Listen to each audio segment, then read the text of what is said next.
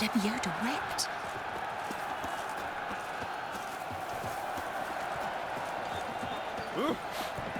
Disrespect. The giant belched forth a roar so horrid. Need to speak to the Duchess, urgently. All right, you scamps. Store is done.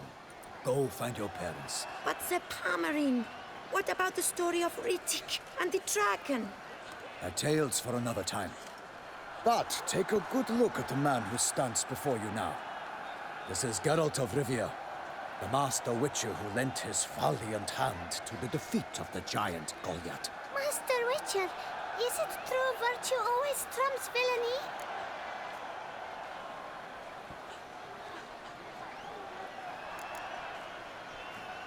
Not always. Could go either way. Sometimes virtue wins, sometimes villainy gets the upper hand. Still worth being good. But why? If it doesn't mean you'll win. Palmerin's story. Think back. A decent man attracts other good folk, makes friends he can count on. A rogue? Well, he can only count on other rogues. And who would you rather have for a friend? A man of virtue? I must agree. Now, that will do for questions. Go find your parents. Her Enlightened Highness has doubtless arrived at the tourney grounds to watch the battle in the arena. If we hurry, we'll be in time to speak with her before the spectacle begins. Lead the way.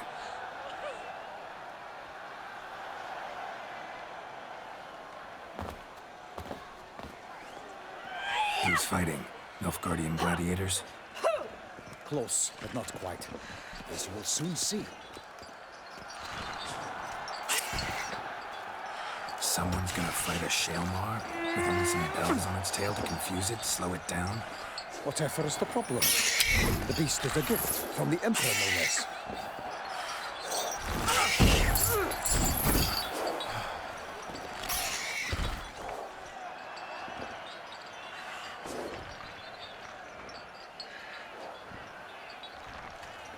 This is dangerous. Bells on its tail aren't enough. I saw the spectacle of the sword at the arena in Nunwood. There, a knight defeated a Shaelmaar with bells on its tail. Might have gotten lucky. Shaelmaar might have been lame. Who knows? Only a Witcher has a real chance against a healthy Shaelmaar. And that's not even every Witcher. Besides which, releasing a monster that dangerous in front of a crowd, plain irresponsible.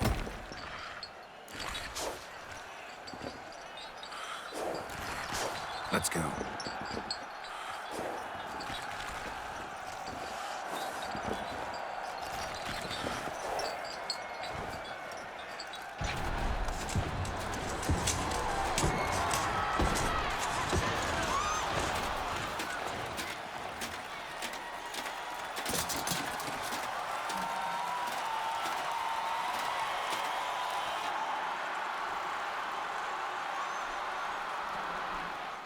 I dedicate my imminent victory to fair Lady Vivienne.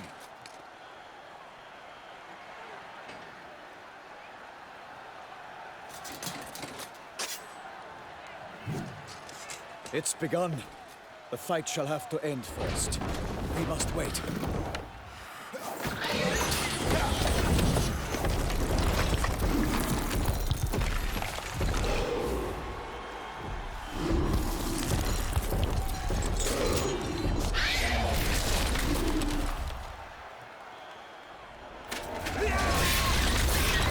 Got a bad feeling about this.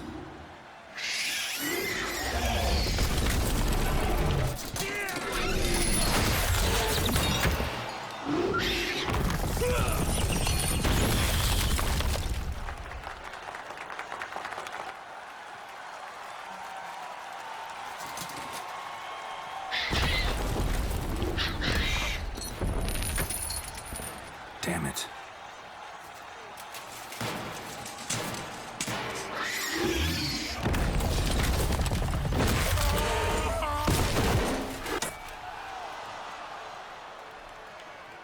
We have to help him.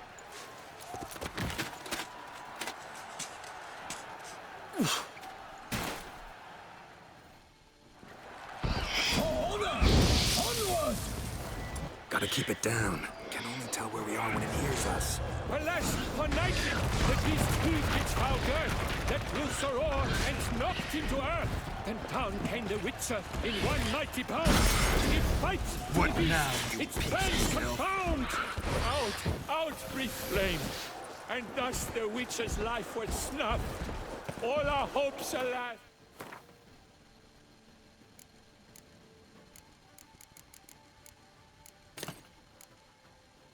Had turned to dust.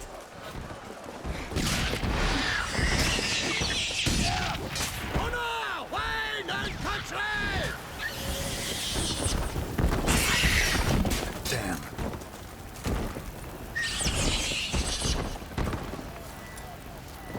The fate of the beast has been weighed by the gods. Soon the Witcher shall triumph against the odds. Ah, Touchard! For the Duchess!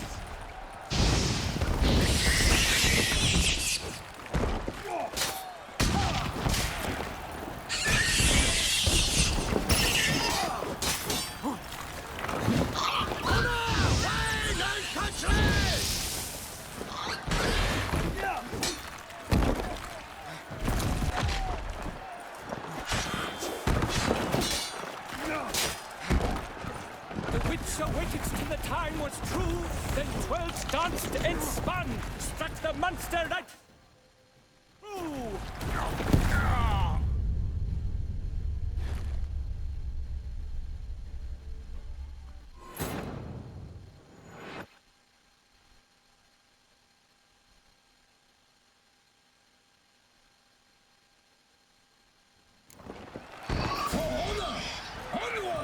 Gotta keep it down. Tell where we are when it hears us. Alas, united, the beast heaved its foul girth, let loose a roar, and knocked him to earth. Then down came the Witcher in one mighty bound to give fight to the beast. Its plans confound. Out, breathe.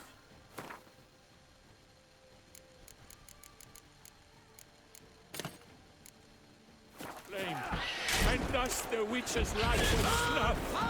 All our hopes, alas, had turned to dust.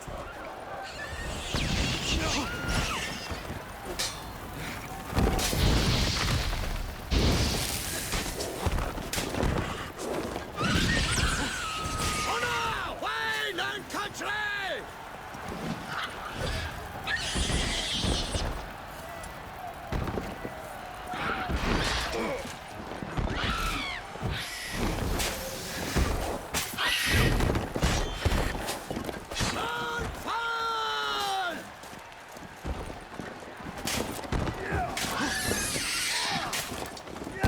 The fate of the beast has been weighed by the gods.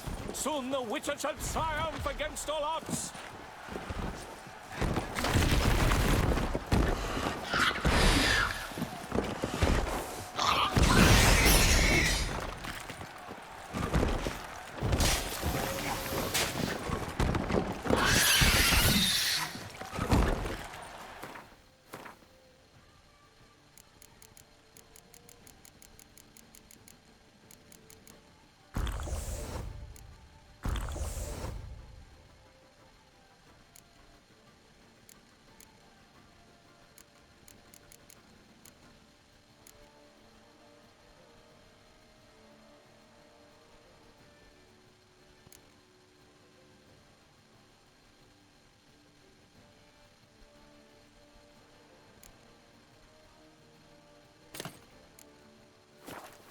Touchard! For the Duchess!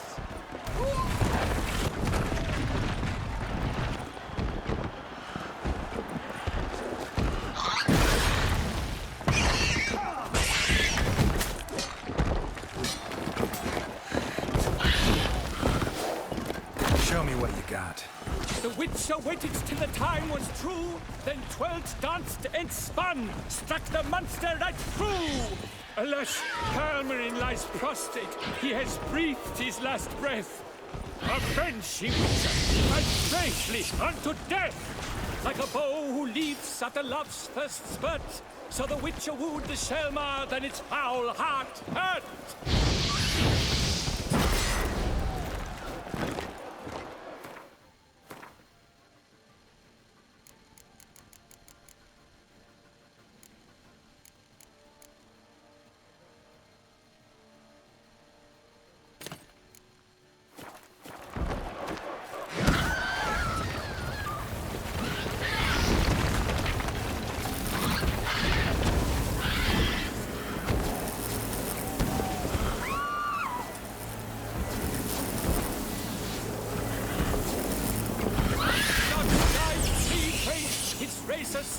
Well, if Selma's cries ring aloud, blood transforms into jelly.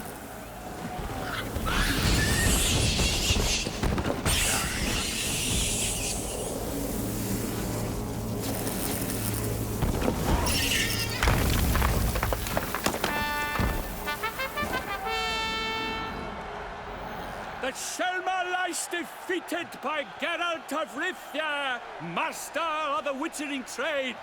Behold, as the last gasps of life seep from the beast.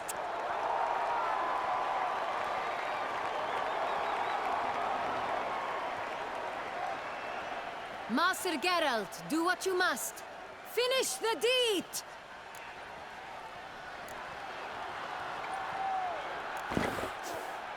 Monster's no threat. No need to kill it. A victor may always show mercy. It is his right. Long live Geralt the Merciful! Pikeman, see to the beast.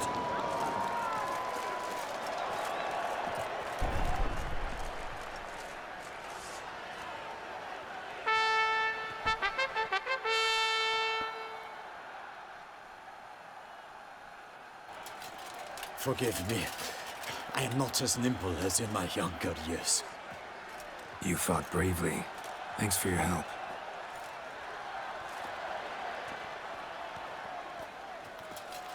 Guillaume. The lad came damned close to dying. I'm fine. Not hurt at all. Vivian?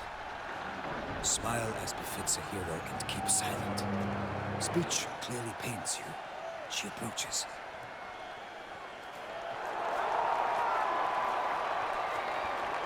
Geralt. We must talk. Vivian.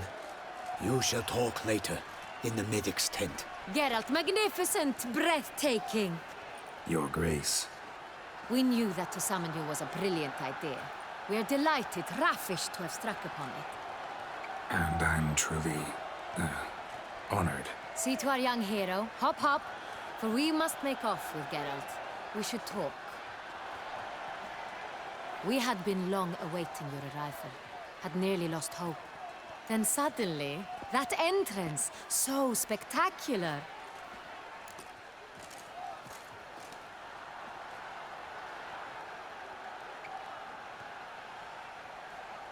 Your Grace, my contract. I'd like to discuss it. Naturally, but not here. We shall need Damien. He led the investigation pending your arrival. But wherever could he be? Come, we must find him.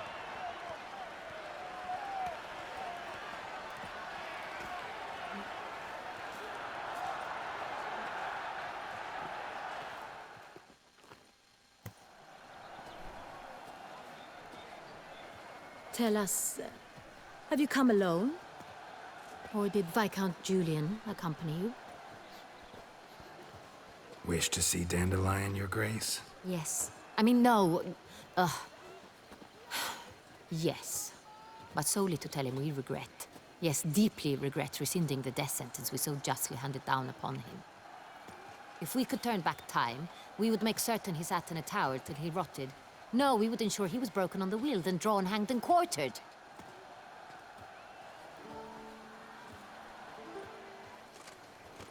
Ah, the very man we would entrust with these tasks. Damien de la Tour, captain of my personal guard. Your Grace. Witcher. Greetings.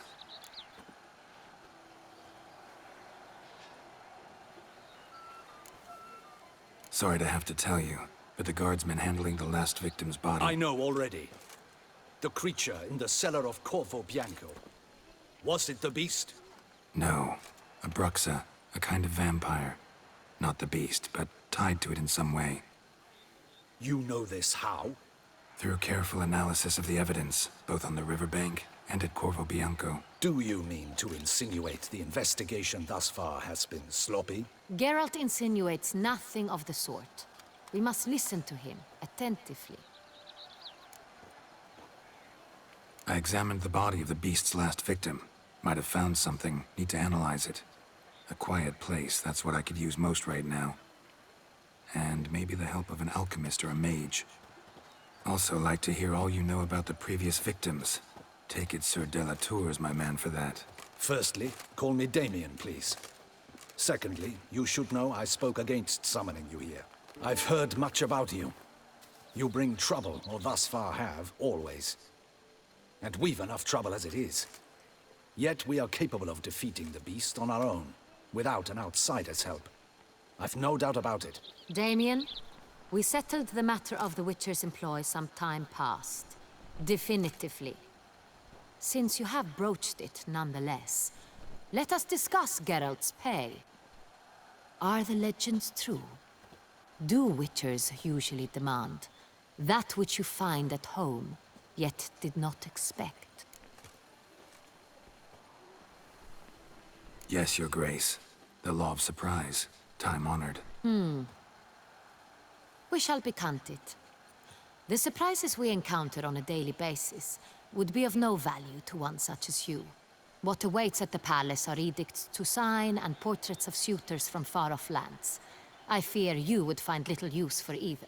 Thus, we've decided you shall receive the deed to a vineyard, Corvo Bianco, and a sum of coin. You will doubtless consider this adequate. Title to the vineyard shall be given to you at once. Surely you'll need lodgings while you hunt. The coin, however, will be yours only once you have slain the beast. Lovely, generous gesture, Your Grace. Corvo Bianco. Isn't it the Duchy's temporary morgue? Is it now? The Chancellery's bungled things again, we fear. Not to be left unsupervised for one instant. Yet, in its mood, a morgue should present minimal problems to a Witcher. What's more, nothing enhances a wine's reputation better than a grim legend. Thank you, Your Grace. I accept the contract, of course. But as I said before, I'll need some information.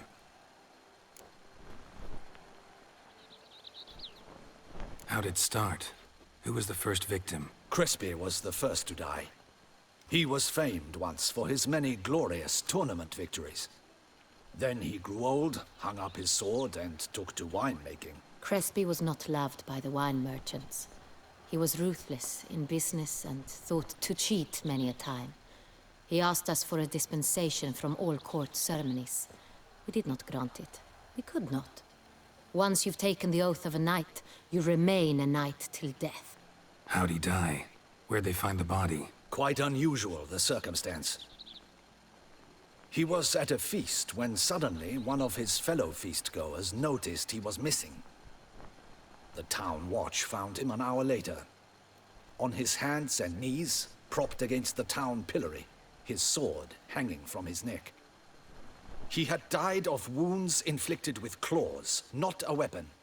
Blows of great force. So he died suddenly, but the body was on its knees, meaning someone posed it. So it seems.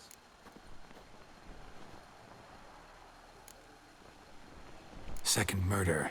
Tell me what you know. In the city there are certain nooks. No one reasonable ventures there after dark. Ramon Dulac's corpse was found in one such place. With the first murder, terror gripped the city. Its inhabitants grew wary, kept to safe areas. Consequently, news of the second victim came to us from a group of concerned cut-purses. Criminals fear the beast? Telling in a way. Take it you've excluded the possibility that Ramon died at the hands of these bandits. Do you believe me an amateur? Not hands, but claws killed Ramon Dulac. The wound was deep, clean. His body was found in the gutter, dressed in nightshirt and cap, a pillow placed under his head, and his sword replaced by a bed warmer. Ramon Dulac, a knight who but a dozen years past was an advisor to our father, the Duke. Someone went to a lot of trouble to make him look ridiculous. Maybe revenge was the motive. It's not out of the question. Dulac had shady dealings with the criminal underworld, but no one ever came forth with concrete proof of any misdoings.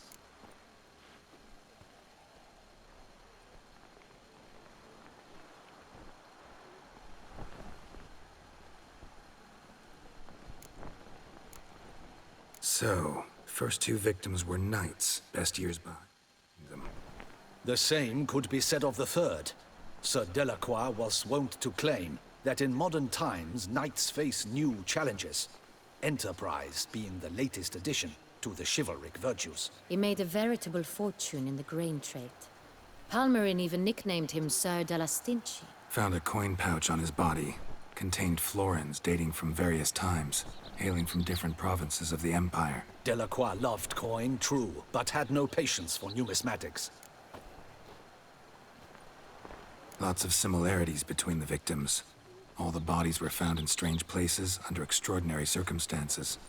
Seems the murderer, whoever or whatever it is, has some meaning to convey. These were honorable men. We are horrified by the disdain, the disrespect with which they were treated. These were knights of Toussaint. Blast it. Might be the point. From what you say, none was a model of virtue. Ever considered that's what the beast's trying to draw attention to? All the murdered men were knights who swore fealty to the 5 chivalric virtues. And even if Knights of Toussaint swear fealty to what virtues exactly? honor, wisdom, generosity, valor, and compassion. Okay. Stay tuned for the next episode of The Witcher 3. Blood and Wine.